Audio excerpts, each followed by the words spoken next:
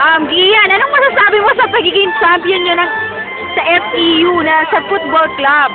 Well, una, kahit bago lang tong football club na to, naging champion siya. After 1 year, naging champion siya pagkatayo.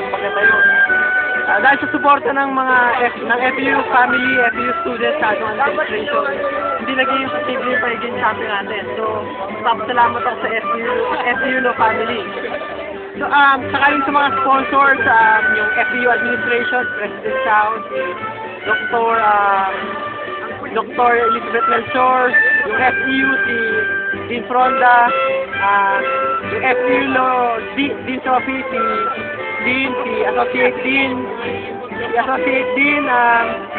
yung council, lalo na si Art, yung mga professor, si Atty. Grafilon, si Atty. Irish Taki, sa corporation, yung San Miguel Corporation, St. Thomas Square, maraming salamat sa inyo, yung pagiging champion na to para sa FEU family to. Sa girlfriend ko, kumita kayo, maraming salamat, FEU family, congratulations, you're the champion. Okay, thank you, Ian.